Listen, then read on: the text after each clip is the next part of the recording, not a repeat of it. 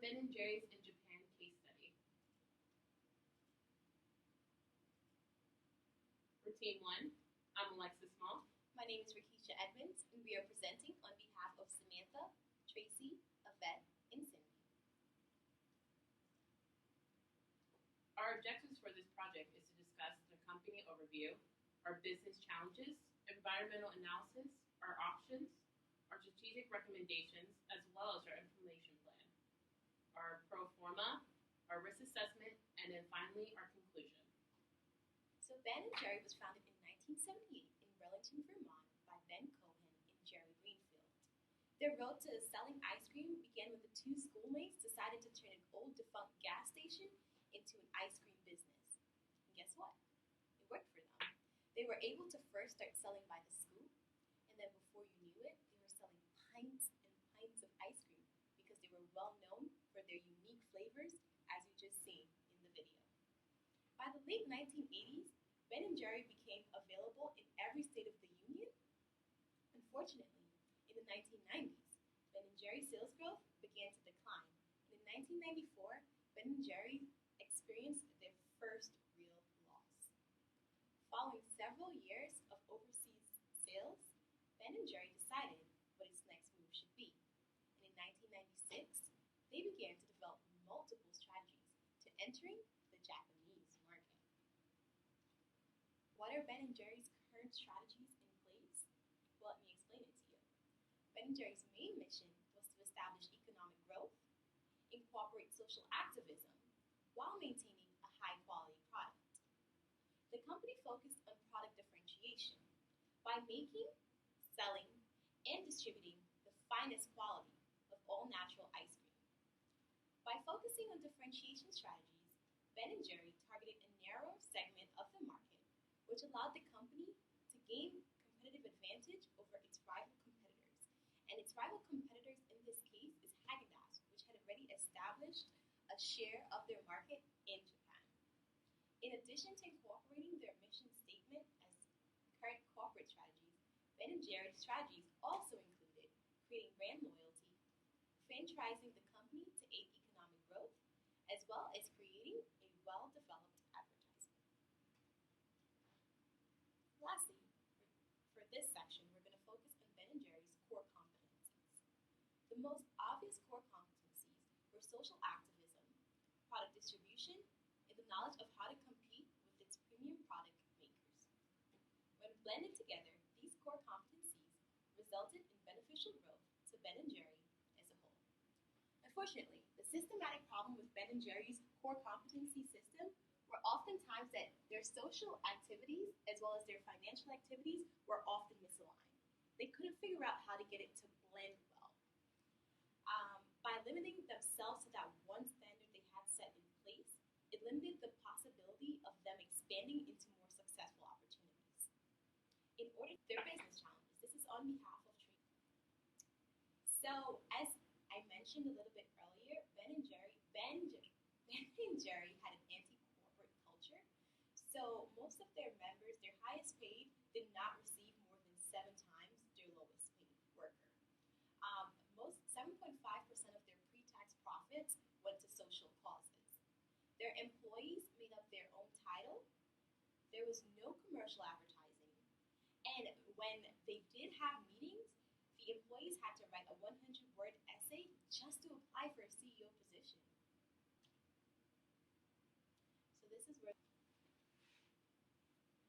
So let's go into the environmental analysis. This has been a slide made by Cindy. So let's go with our SWOTs. To first start off, we're going to talk about our strength. So the goal, or the internal factors goal, was to integrate product quality with economic success and social responsibility. In the ice cream industry, Ben and Jerry's needed to excel in these key factors: product differentiation, strong distribution networks, brand loyalty, and good marketing strategy.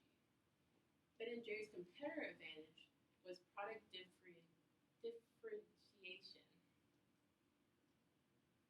The weakness for a high cost structure was that it was labor-intensive jobs, above normal wages, and and only one exclusive supplier. The low stockholder value was the lack of dividends, and the lack of international experience will fall behind other ice cream companies. For opportunities, or O, was to rise in demand for healthy and environmentally sustainable products. Ben and Jerry's needs to open this market in other countries. For our threats, of course, one of our competitors is Häagen-Dazs and Dreyer's. Weakening economic and drop in U.S. sales is another threat. And the last threat that we have is the lack of international business experience will be their downfall.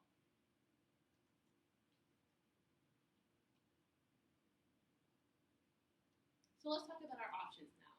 Of course, our major option right now would be not to enter the market. Why shouldn't Ben & Jerry's enter the Japanese market, you might ask?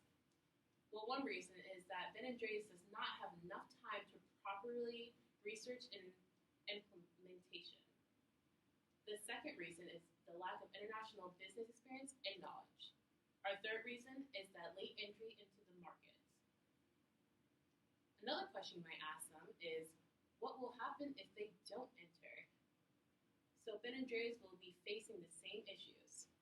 Continue to decline in profit margins and sales, excess capacity and inventory, and the last reason is decline in domestic growth and market share. What was another option for Ben & Jerry's? They could have went with Ken Yamada. For full licensing, they would have had will oversee all marketing and distribution channels. Least intensive for Ben & Jerry's, if they would have went with Yamada. And the last reason for full licensing is it will take commission based on ice cream sold. The disadvantage to this option will be that Ben & Jerry's will give up the control rights, will potentially lose the market. Ken Yamada intentions are unclear, and licensing is a long process and both parties may never come to an agreement. Our last option is 7-Eleven. So should Ben & Jerry's enter the Japanese market? We absolutely agree they should. So for our strategy recommendation, we suggest that Ben & Jerry's should enter the Japanese marketplace by forming a partnership with 7-Eleven. Now there are pros and cons to these situations, but let's start out with the cons. So the con is that 7-Eleven could drop flavors. So 7-Eleven retains their right to drop flavors that are not selling as well that they would like. Another con is that it requires Ben & Jerry to use the just-in-time delivery system that 7-Eleven uses. 7-Eleven having majority of power is another con, such as they would have the power to change the recipe, the design or artwork of the packaging, and the pricing. Now, 7-Eleven wants to price Ben & Jerry's single-serve cup of ice cream lower than Häagen-Dazs, which Ben & Jerry's does not agree with. And our last con is that 7-Eleven will not be handling the market development. But we do believe that the pros outweigh the cons. So let's talk about the positive sides. So one positive is that Ben & Jerry will have instant access to the Japanese market. Another is the convenience of using 7-Eleven. 7-Eleven has over 7,000 stores in Japan alone, which accounts for 70% of super premium ice cream sales. 7-Eleven has a good brand image, and that they also have a state-of-the-art logistics system, which allows them to buy directly from suppliers, which will save Ben & Jerry's a lot of money. Our recommendations for Ben & Jerry. In this partnership, Ben & Jerry should have 51% ownership, while 7-Eleven retains the 59%. Now, the reason why we think Ben & Jerry should hold 51% of the ownership is because Ben & Jerry is very fearful of being a partner with 7-Eleven because they hold so much power. They're a dominant force. So to ease Ben & Jerry's mind, it will be wiser for them to hold more ownership power. That makes they'll trust 7-Eleven more. Another recommendation is to shut down one domestic production facility to generate capital.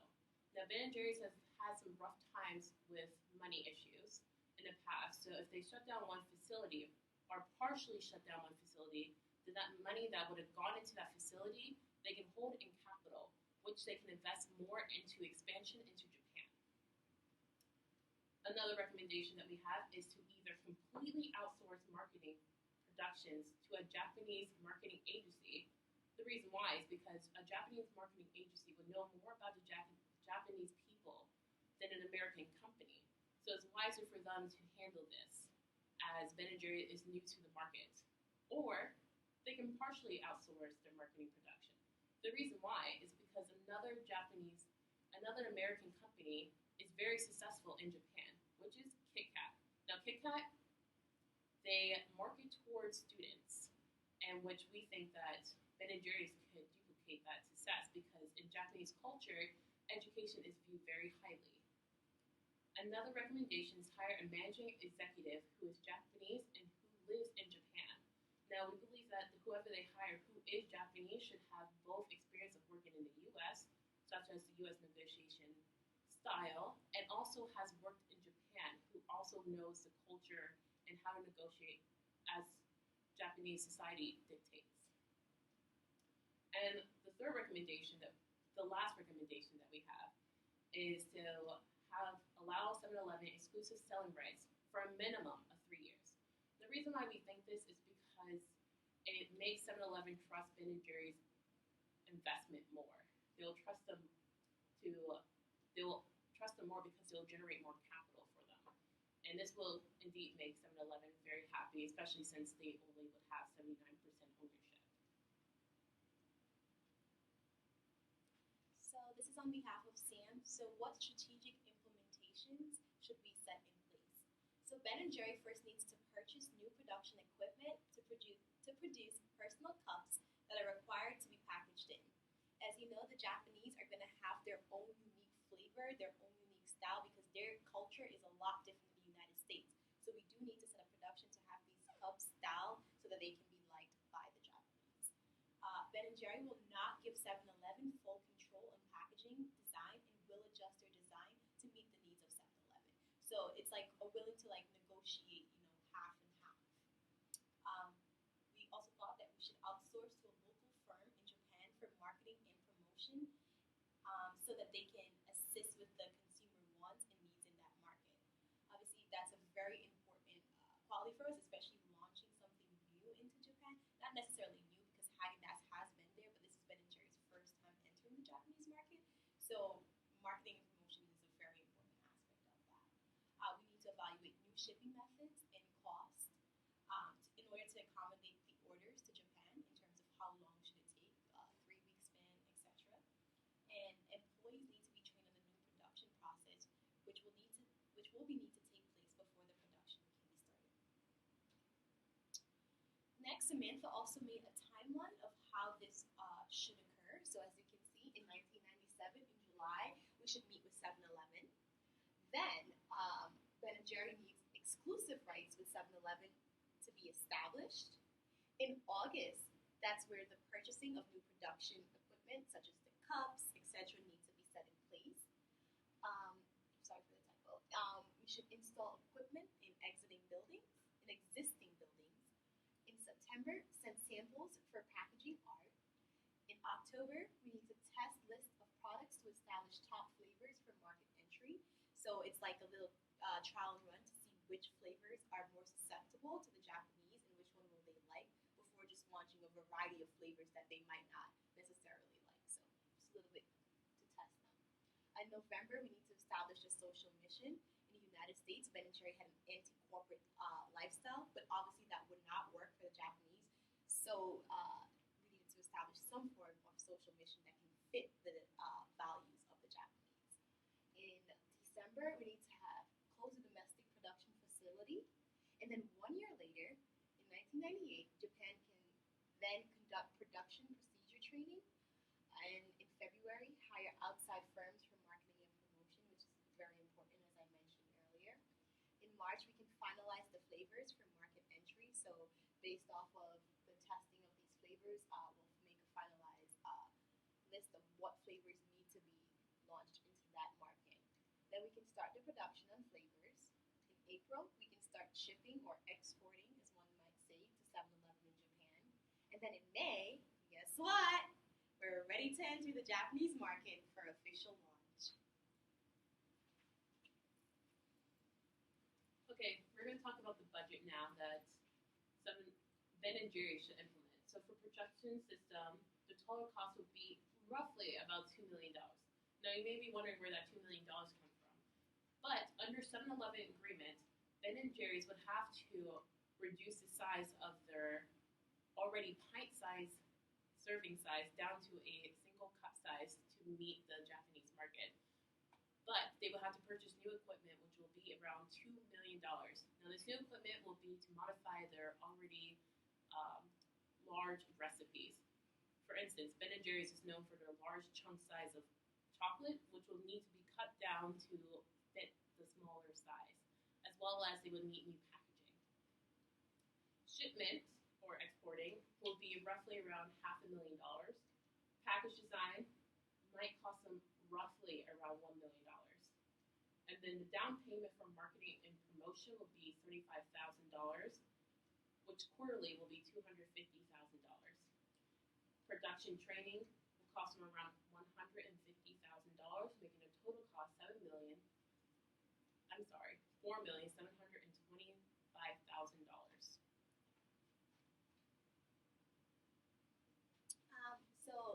Samantha also came up with important successful metrics to measure partnership.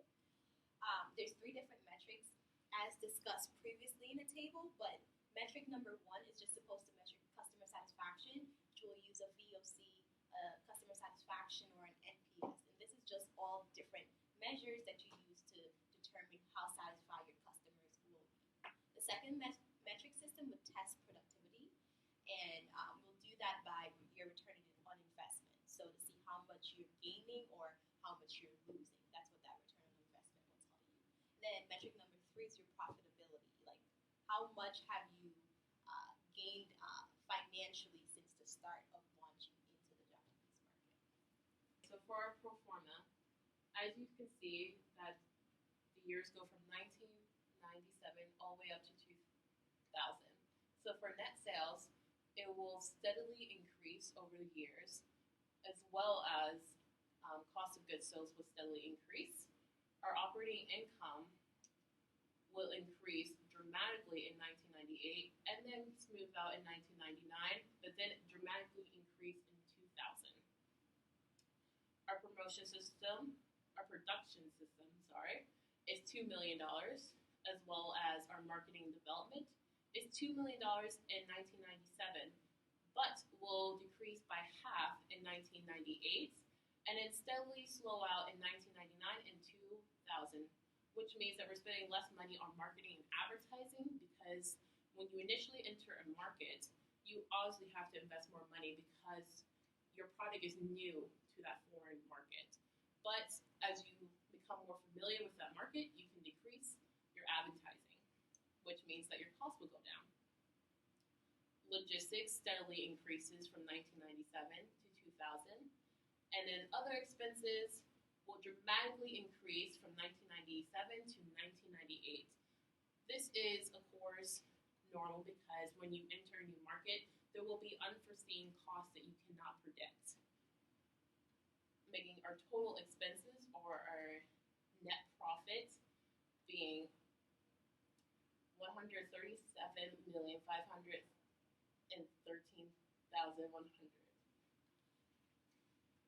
All these figures are in millions of dollars. Let's talk about our risk assessment.